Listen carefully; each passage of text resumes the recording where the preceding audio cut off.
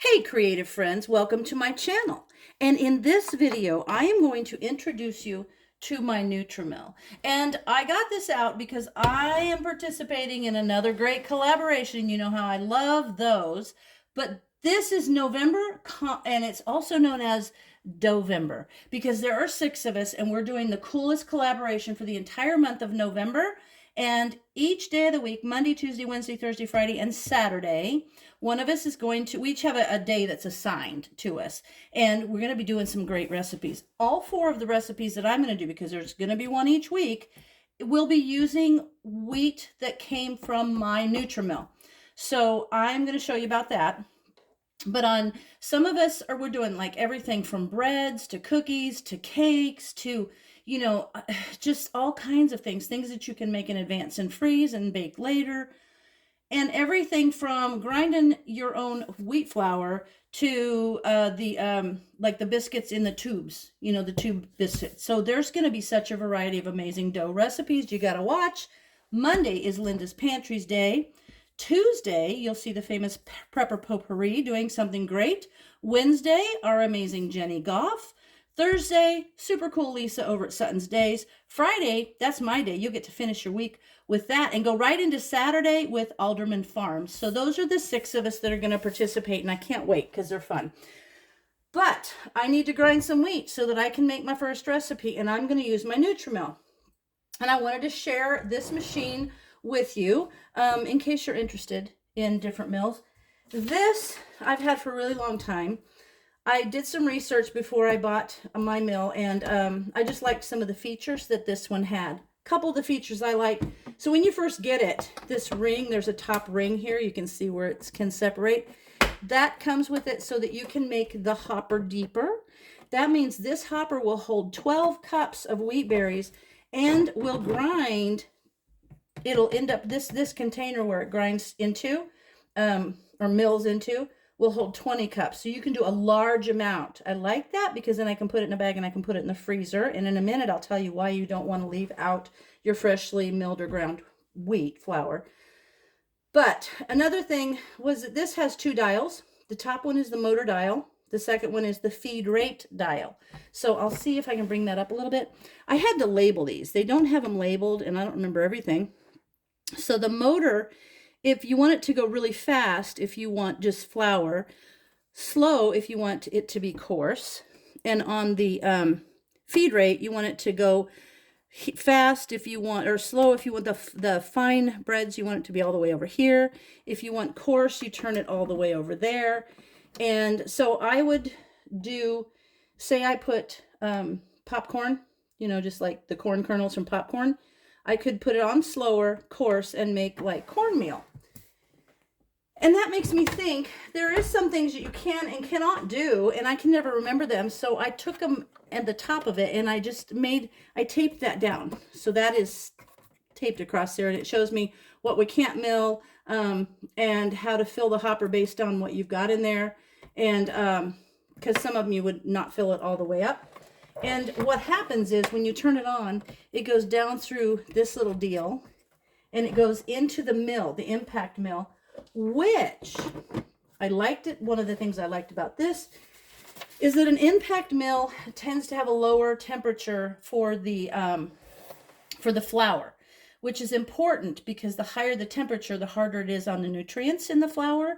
So this one, I think it says like 818 degrees. It won't get hotter than that. Now, if you have one of those mills, it's those stones that mill like this, and the wheat goes down in there, and it like is ground between 2 stones. The longer that you use that, the friction will increase the heat, and it can be harder on your flour. So you don't, that's why I chose this. An impact mill, I got a picture. It looks like that inside. So see these little discs, and they have these little fins on them? This piece actually goes over there, so it's just like one, like a burger almost. And those things spin at thousands of rotations a minute, and the wheat goes down in there, the wheat berries, and it's literally just beat up. It's like beat up until it's however you want it, the fineness that you want it. And I use home ground. This is whole white wheat and hard white wheat, and then this is hard red wheat. And if I hold them next to each other, you can kind of see a little bit the color between the 2 of them. So the hard white wheat, I will use that for pretty much all of my flour making. I do have the hard red wheat that I will add. Sometimes I'll add it. It just gives kind of a deeper, more nutty flavor. And also, sometimes I'll take this and I'll grind it not as fine, so that in the bread you've got like these bigger pieces of the wheat berry. Now, wheat berries, if stored properly, can last for like literally years. I read a thing one time that they found some of wheat berries like in a tomb or something, and they were still fine. I don't know, but they'll last a really, really long time. So I have a lot of those, and they're not just for making flour. You can do all kinds of things with wheat berries. These can actually be a substitute for meat. You can use them to enhance like meatloaf and all that. So you need to research that a little bit. But why do people want to grind their own wheat? I can tell you. First of all, pound for pound, wheat berries can be cheaper, because if you took the same amount of flour versus the same amount of pounds of wheat berries can often be cheaper. But grinding your own wheat is like many, many, many years ago, when farmers, would grow their wheat, and they usually had a mill in the town, and everyone would take their wheat to the mill, and the mill guy would grind it and then give it to them. And sometimes he would keep his own portion for the service, and then the wheat, people would take it around and they would trade it to other people for different things like eggs and milk and stuff. So it was a barter thing that they would use the wheat for. But then as people moved into cities and they needed to get the wheat to the cities, they learned how to remove the bran and the germ. And the bran and the germ, they have oils in them. So the reason they did that was because they would send the flour in, the ground flour, and by the time it got into the city, it tasted rancid. And people said, well, why does it taste like that? Well, they realized the oils in the bran and the germ were going rancid. So they learned how to take them out. And then the weird thing was, this white fine flour came, and it was great. But then they noticed that sometimes the flour, depending on the season and the types of wheat they had, sometimes it'd be a little bit yellower, sometimes it'd be white. But they liked it all this beautiful white color. So they started doing weird things. Like they took all the good stuff out of it, and then they started putting things like alum and chlorine and chalk in it to make it white, so that it had a consistent white look to it. Well, it got to be cheap enough that people bought a lot of it, they ate a lot of it, and then all of a sudden people started to get sick, like they weren't as healthy. And they discovered diseases like beriberi and stuff, and a lot of times it had to do with like not getting enough vitamin B. So finally the government said, hey, you guys, we want you to stop taking the bran and the germ out, because people need those nutrients. And they said, well, we can't do that because we can't ship it. And we also make a pretty big profit on this, white flour. And so what the government did was they said, okay, fine. You can take all that stuff out, which is like 17 vitamins and nutrients. It's just crazy. But you have to put some stuff back in it. So they told them that they had to put back in the B vitamins, which thiamine, riboflavin, niacin, and they had to put iron in it. So they said, okay, we'll do that, and then we'll call it enriched flour. So you still go to the store today and buy enriched flour, and all that is stripped down flour, which is basically a white powder that has those nutrients added back to it. Not great. If you buy whole wheat flour, what they've done is they've taken the white flour and they've just added to it added back some bran, and it doesn't even have to be the bran from wheat. It could be like rye bran, it could be any kind of bran.